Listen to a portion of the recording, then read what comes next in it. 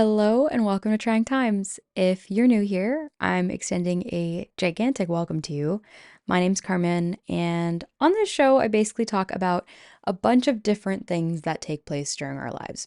Things that could be embarrassing, things that could be funny, things that could be sad, things that are pivotal and important.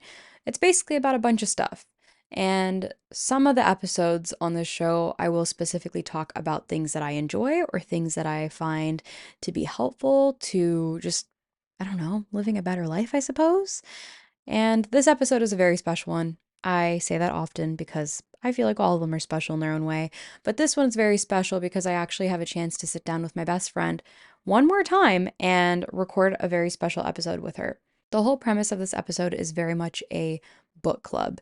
And I'm really excited because I've had my friend Victoria on before, and we talked a lot about her career, which, if you do want to hear more about that, you can check out an episode we did at the very end of 2022.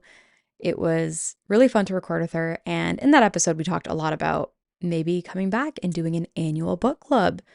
Since we didn't have the chance to do it last year, we really wanted to make it a point to find the time to do that this year. So this episode's very much a book club where I ask some very loosely guided questions and we just talk about our favorite stuff, all in relation to books.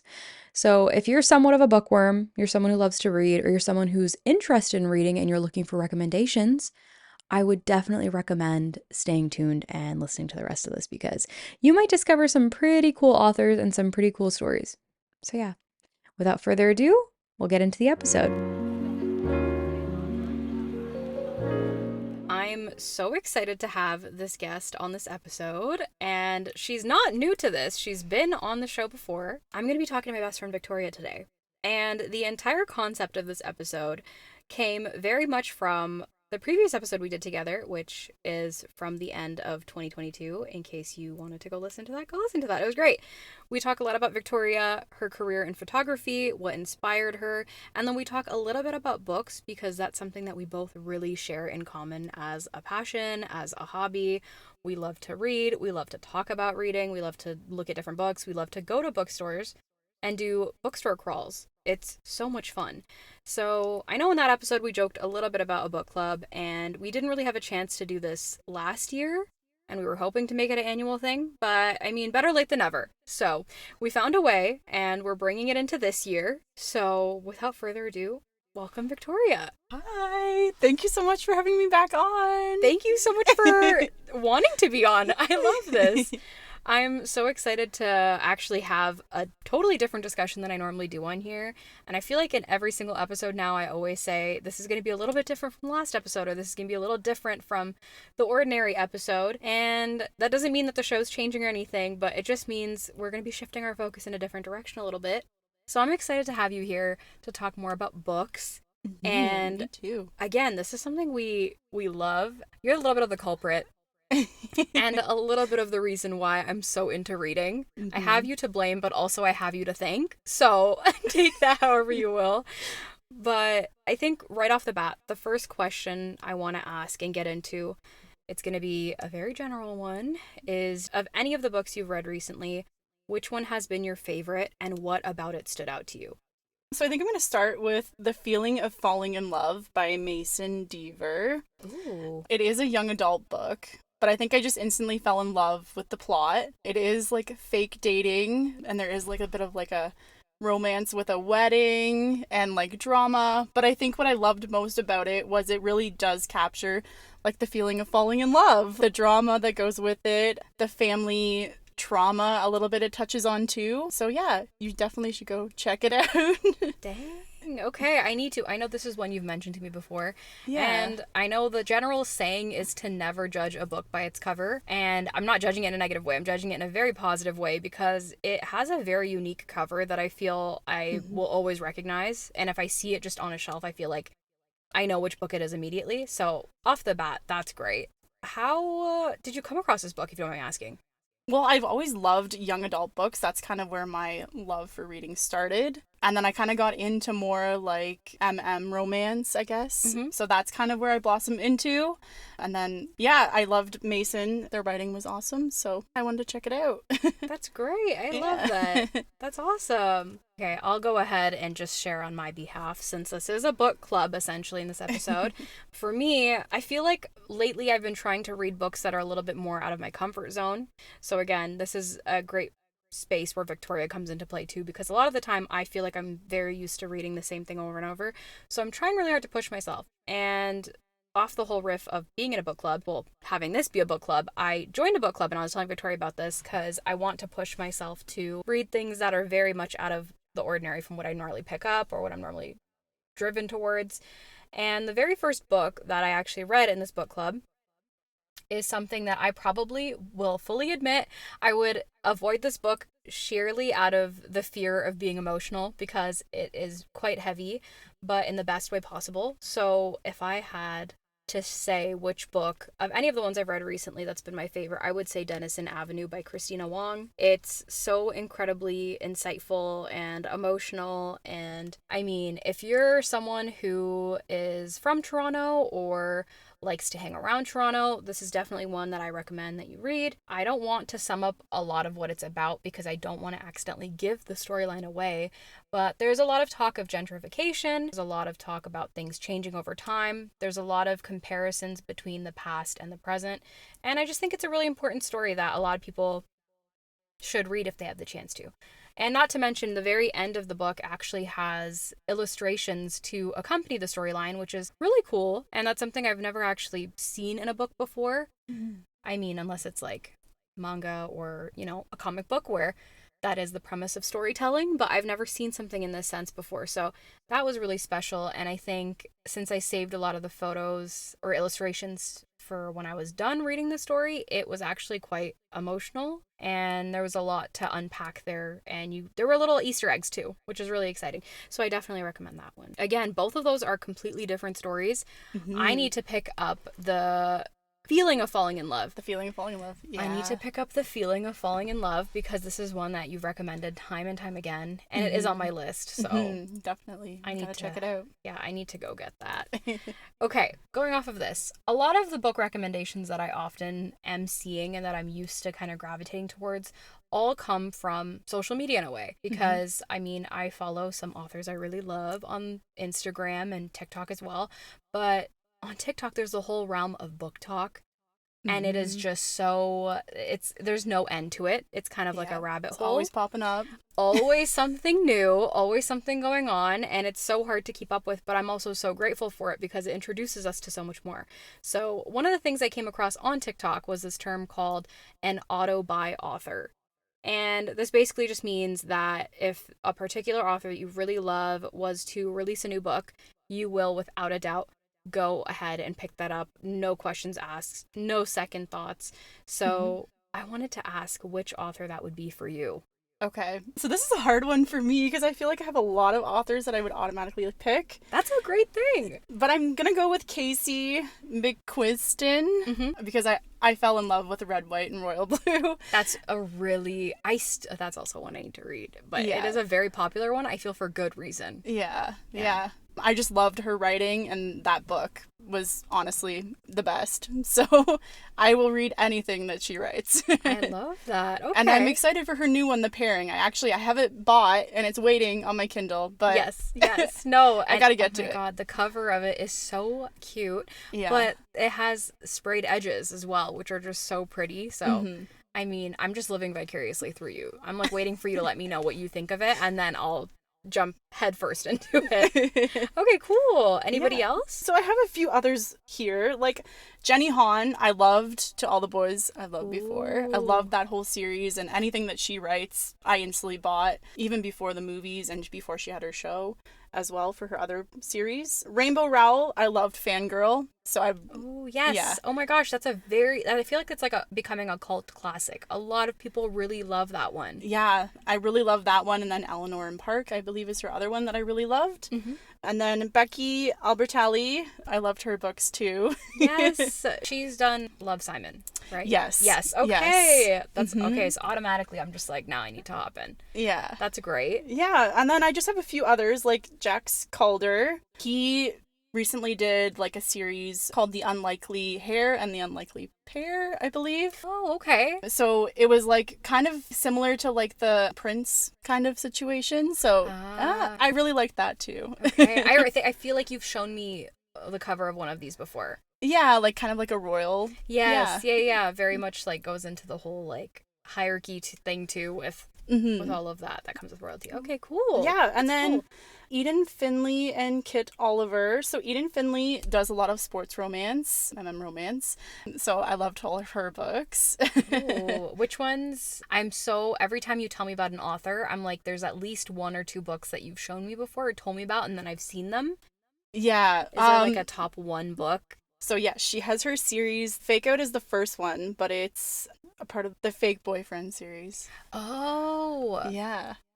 I feel like you've shown me this book before when we've gone into Indigo. Yeah, so it is like a series, like a whole series as far as like romance, but it's all sports related. Oh, sweet. So is it Yeah. all one sport from what you know, or is it kind of like varies? I think it varies throughout. Okay. So yeah, I think there was like football and then the hockey. So I think it kind of Gotcha. changes a bit. Yeah. Cool. But yeah. Okay, awesome. Yeah. So those are some of my faves. That's great. No, you have such a good list. For me, like I immediately three authors tops come to mind. I will say one, and you know this one already, is Allie Hazelwood.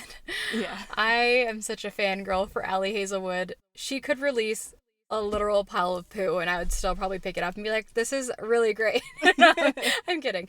No, but she has really, really wonderful stories, and a lot of her stories revolve around women in STEM and are usually in the realm of romance. And I like it because a lot of her female characters are always super smart, very badass, and I feel like they're written sometimes in a similar way, but the storyline never really feels old or repetitive, so it just keeps me coming back for more, which I love. And yeah, she's starting to delve a little bit more into different areas now of characters, which I like. For sure. So she still very much has that premise of like a strong female lead, which I love, which makes me excited to just keep going back and reading more. So far, I believe she just recently came out with an audiobook, and I do not have that. But aside from that, I do have the rest of her books. Very proud.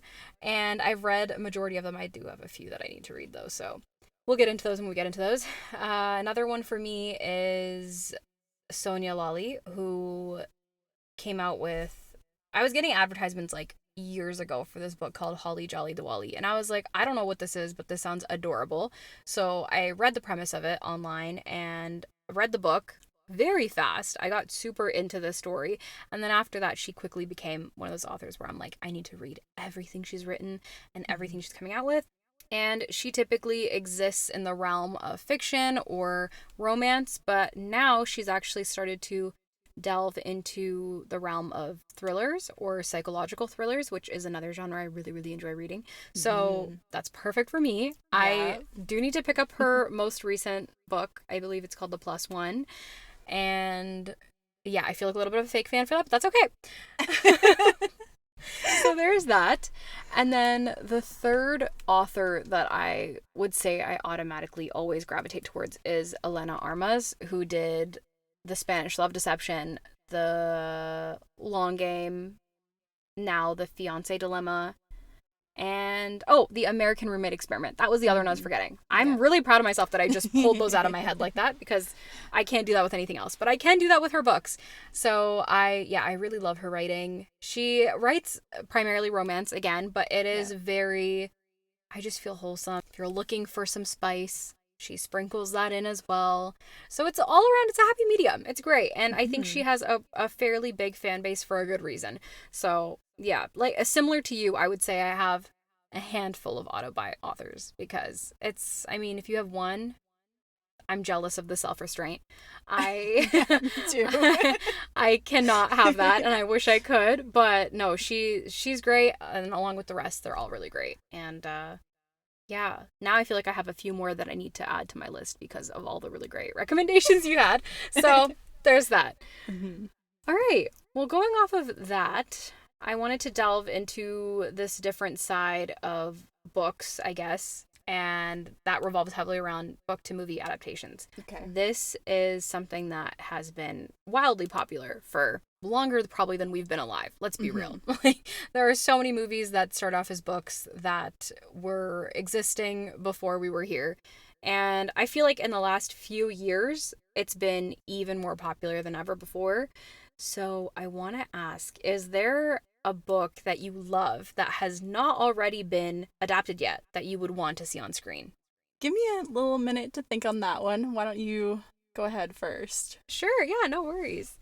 So I feel like it's so hard to pick one, first of all. It is really hard to pick one. It's tough. There are so many books out there. And also, I feel like sometimes it's a little bit scary too, because I feel like, yes, they can do it justice, but then sometimes also they miss the mark fully with certain things. And so it's always a little bit of a toss up, but it definitely is. I mean, if I had to pick one, I would probably pick The Paris Apartment by Lucy Foley, who actually, I forgot to mention, would probably at this point also be one of my auto-buy authors, because she does thriller slash psychological thriller very, very well. And I always enjoy reading everything she puts out. But that book in particular was the very first one of hers that I'd ever read. And I will say it obviously was enough to keep me captivated and want to read more of her work. But it was something that, without being able to word it any other way, was not only super dark and kind of gave you the chills, but it was also oddly inviting at the same time. And I really can't describe that in any other way. And if you've read the book, you might understand. And if you've read it and you don't understand, you're like, I don't agree with that. That's totally okay. But it is oddly very inviting, even though it is a little unnerving. And as you're reading it, the description of things is very creepy and eerie.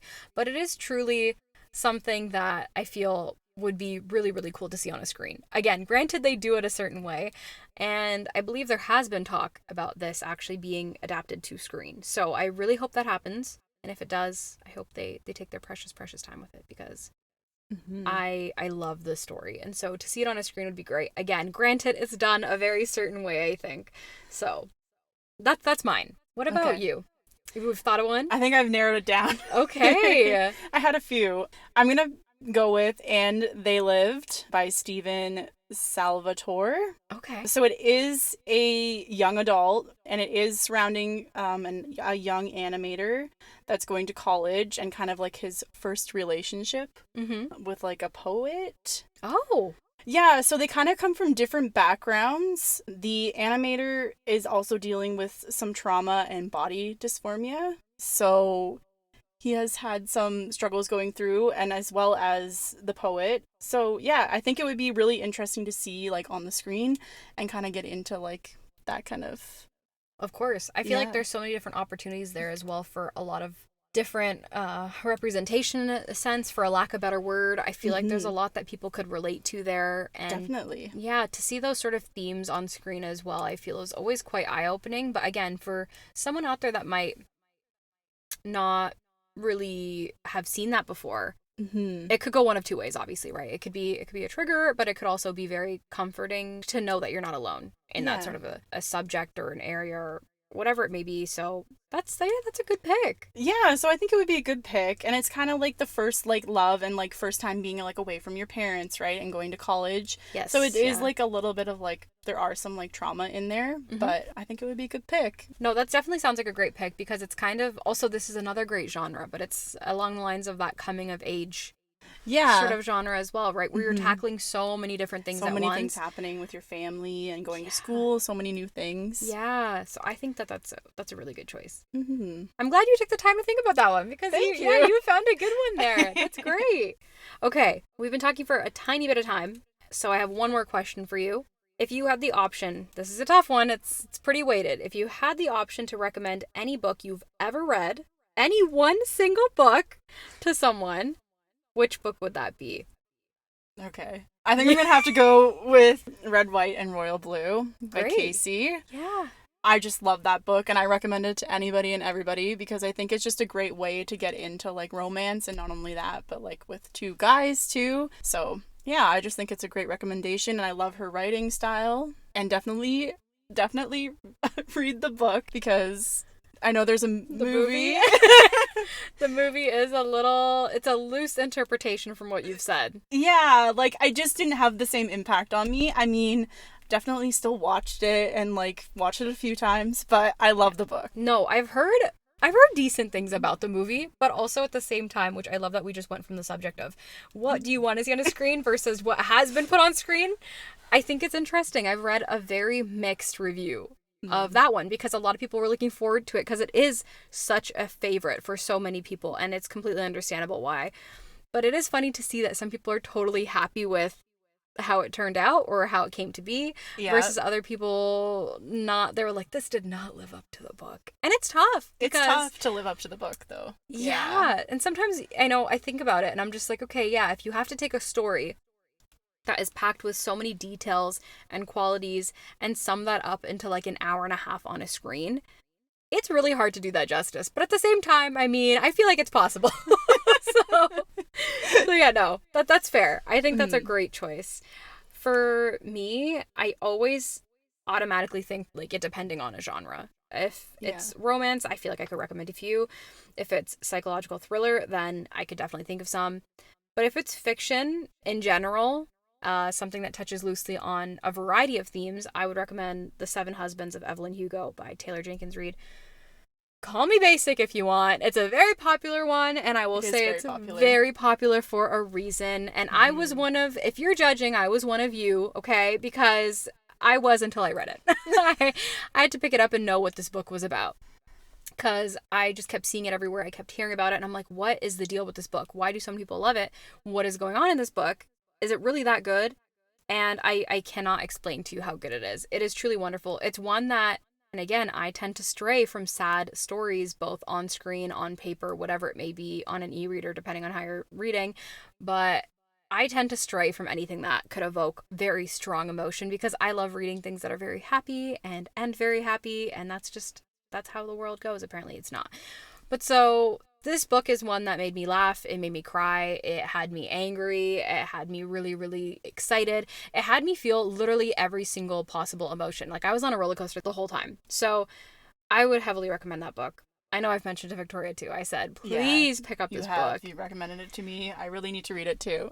It is something out of this world, really. And I say this now whenever I look at any Taylor Jenkins Reid books because I've yet to read her other stories, but this one sold me enough where I'm like, okay, maybe I'll pick up a different one. Yeah. But she does write in a way where it has you questioning if what she's talking about is actually real, if it's nonfiction versus it completely, I believe, being fiction. So it's really interesting the way she would describe certain places and use certain names. The Seven Husbands of Evelyn Hugo, for instance, was tied very closely to old Hollywood. So she mentions a lot of very interesting and loosely worded things in this that I feel could hold some weight to them or some truth to them. So that was something that I can't forget. And I would recommend that book to anybody because, it's truly unlike anything else I've ever read, I think.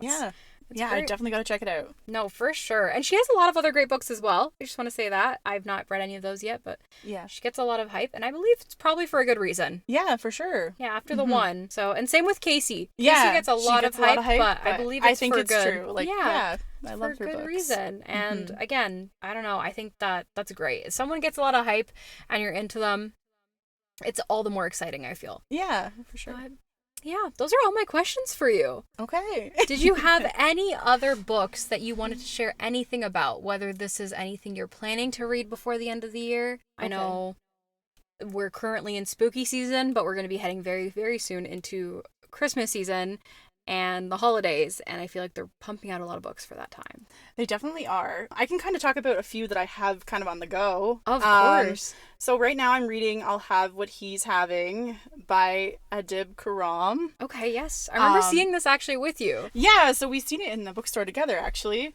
But I'm almost like halfway through and I really love it. Ooh, okay.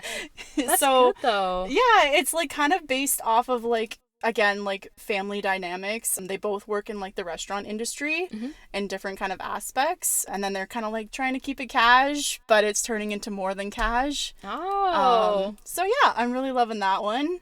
I also have Fall for Him by Andy Burke on the go as well. Okay. And this is one that I've seen for a while now and I've wanted to read. Mm-hmm. I'm only like a little bit into it, but I can already tell it's going to be cute. Okay. Oh, it's already off to a good start then. Yeah, like I mean it starts off with him like falling through the roof Oh, onto like his neighbor.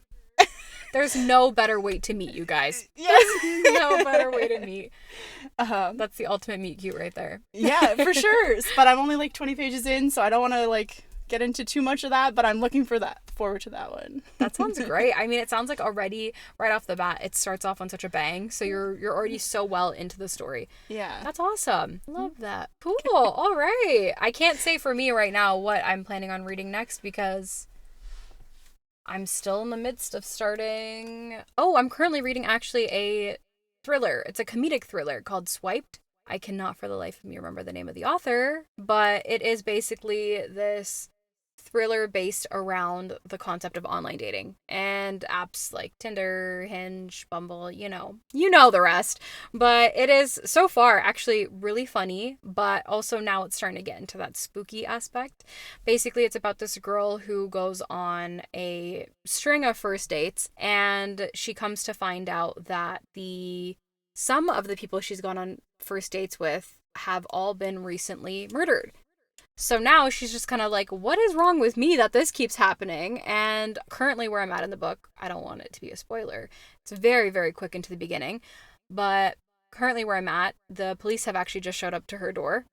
Ooh. But it was a little weird because one of the people she was talking to on this app, the dating app that she's using, actually he was messaging with her and he sent her a link because she'd mentioned something about, oh, do you want to meet up or whatever? And it was like the middle of the night, like she was out at a bar or whatever. She was trying to escape some sort of a social gathering she was at. So she's like, would you want to meet? Like, please rescue me from this. And then he goes, oh, it's not safe out there at this time of night for guys like me. And he sent her an article. And the article literally was of the guy that she went on a first date with like 2 weeks prior and how he'd been murdered and just found. Oh, whoa. And so it's kind of suspicious how he'd sent her the link. So I don't know where the story's going to go right now, but I can honestly say it sounds, it is as crazy as it sounds. Yeah, it sounds super intriguing. Yeah, no, definitely. And it moves very quick. Again, I'm only on chapter, I think 3 or 4. So I'm really looking forward to finishing this book and seeing what goes on. Definitely. But yeah, no, it is something. So I think for the season and for the holiday that we're in right now, it's a great choice. As for what I'll read after this, not a clue, but I'll see. I'll go through the pile of what I need to read and what is left to be read and then go about it. But I don't doubt that something new will probably come out in the next few weeks and then I'll feel tempted to read something else. But for sure. But yeah, no. There's a lot coming out this time of year. There is, definitely. All the Christmas ones, holiday ones. Yep. Yeah. And then right after this, I feel like they'll start pumping out all of the Valentine's Day ones. Yeah. It's kind of crazy in the best way. It is. I'm learning now to come to peace with the fact that I will not be able to read every single book I ever want to read.